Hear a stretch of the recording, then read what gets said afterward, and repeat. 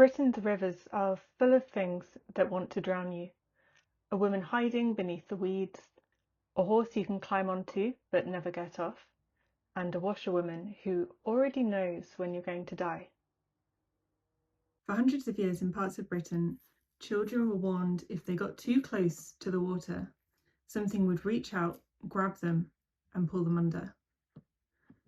And her name was Jenny Greenteeth, but depending on where you were, she may have had a few other relatives.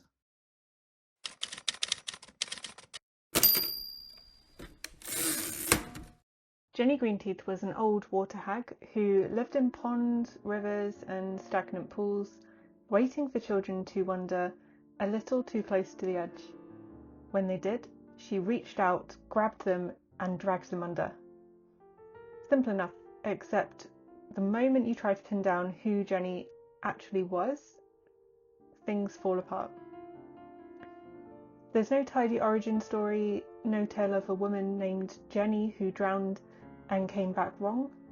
Instead, she seems to belong to something older and blurrier, a whole family of water bogies that Britain never quite agreed on the details of.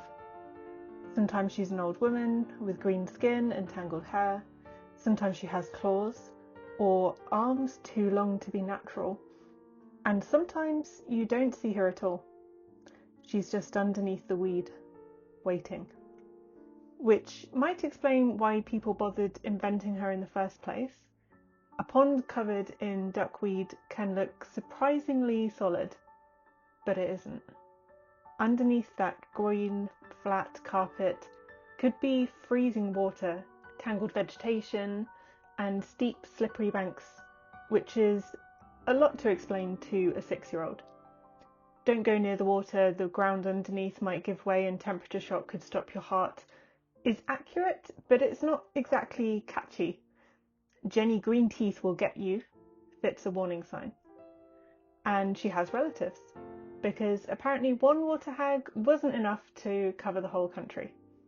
On the River Tees, she's known as Peg Prowler. Long green hair, same instincts. Elsewhere, Grindelows lurk beneath the water, waiting to grab anyone who ventures too close. And on the River Ribble, one of these spirits went the extra mile and acquired an entire backstory. Her name was Peg O'Neill.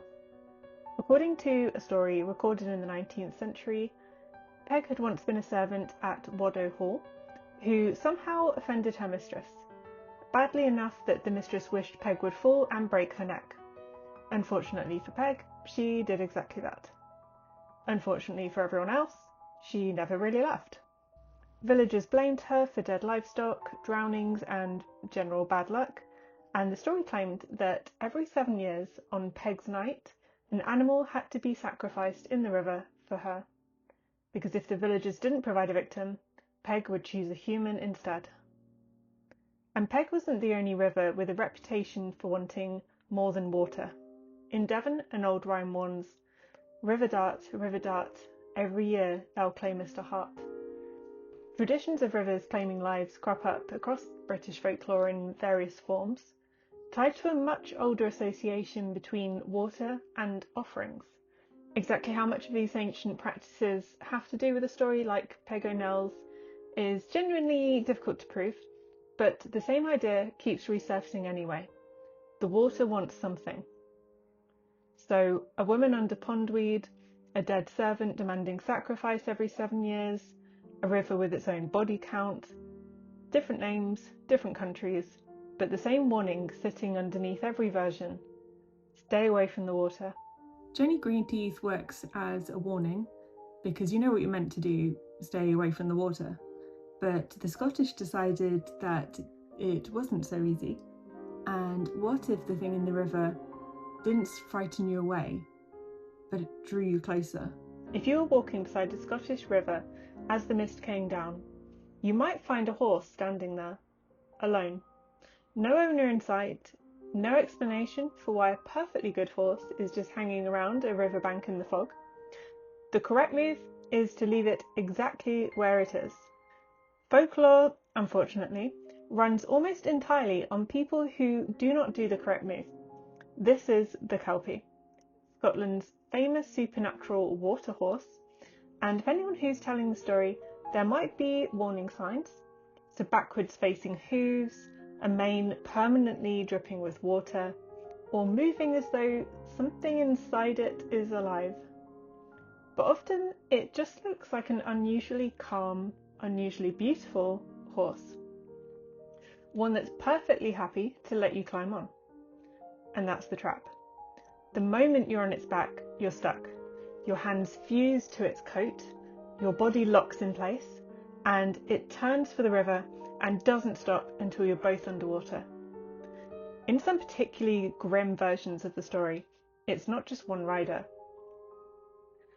A group of children climb onto the horse one after another, and its back just keeps expanding and getting longer for them to all fit on, until the last child gets close enough to realise something is wrong.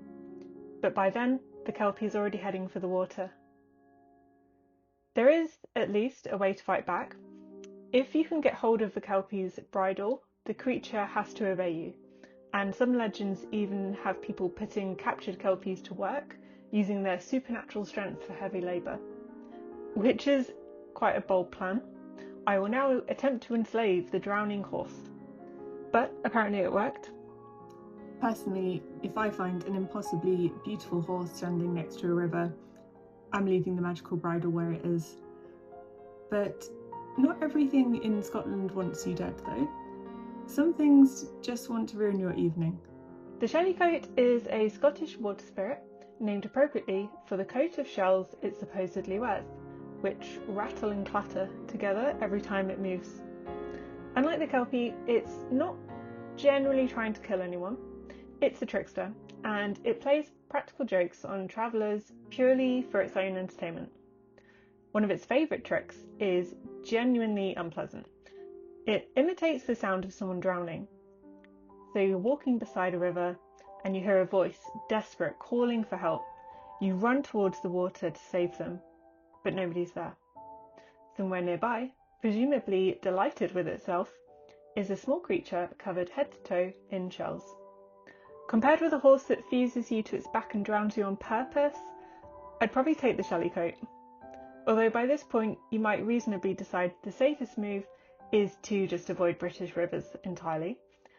But according to the folklore, sometimes the river is exactly where you're supposed to go, because running water has long shown up in folklore as a kind of supernatural boundary. Certain ghosts, witches and other beings were supposedly unable, or at least deeply reluctant, to cross it, which gives us a handy piece of ancient survival advice. If something supernatural is chasing you, find a river and get across it. Apparently it should have to turn back. Unless, of course, the thing chasing you is a Kelpie, then you've just run into the one place it wanted you the entire time. But sometimes the thing waiting beside the water wasn't interested in chasing anyone at all. The Bean Nighe, or the washerwomen, appears in lonely places beside streams and pools, kneeling at the water, washing clothes. At first, that's all you'll see. But then you notice what's coming out of the fabric. Blood. She's washing the blood-stained clothes and burial shrouds of people who are about to die, which means simply seeing her at all is the omen. Some traditions say that she was once a woman who died in childbirth, and because her life ended before its natural time, she's condemned to remain beside the water, washing the clothes of the soon-to-be dead, until the day she herself was originally meant to die finally comes.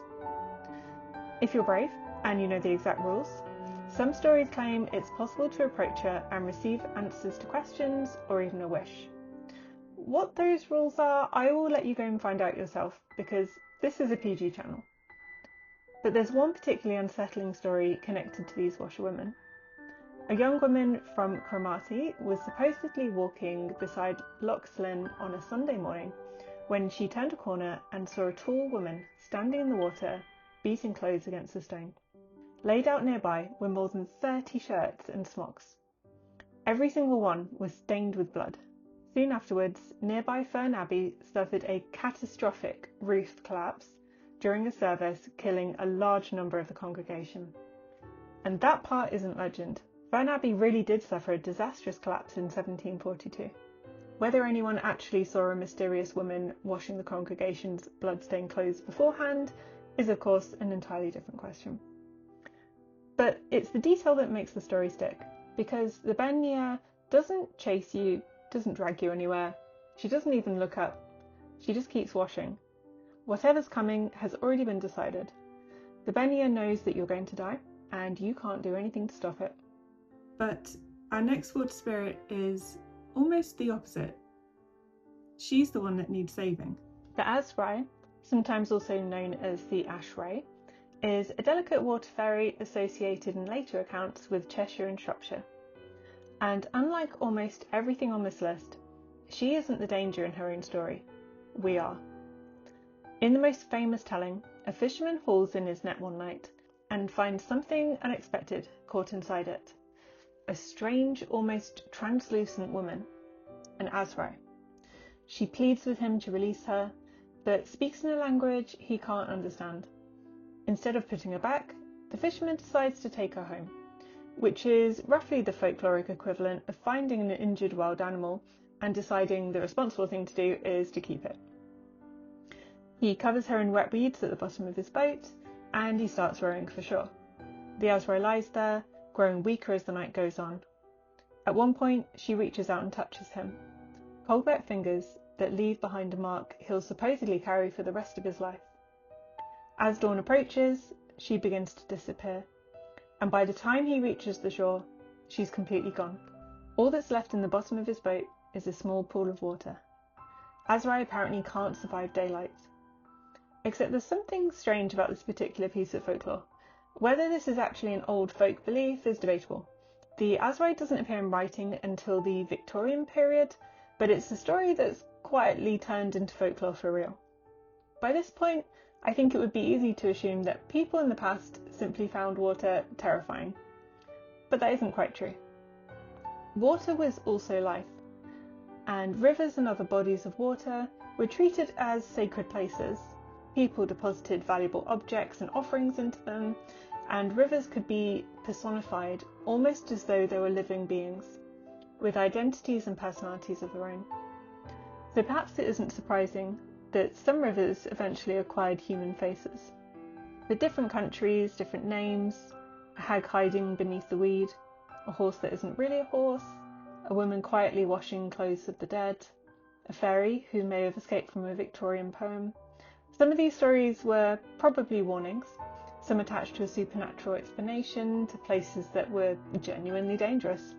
Some were ghosts, gods or omens, and some might have been simply really good stories, told well enough, for long enough, that nobody thought to ask where they came from. But for hundreds of years, one idea kept resurfacing. Rivers weren't empty. So perhaps the next time you're walking beside a quiet British river, look into the water, because if you look for long enough, something might be looking back. Thank you so much for watching. I hope you enjoyed all the weird and wonderful tales about British rivers. Let me know if you have any strange folklore stories around you or anything you'd like to see turned into art. Otherwise, please don't forget to like and subscribe if you like this video, and I'll see you for the next one. Secret Howl update. Here is Howl taking some much needed personal time after a very busy day.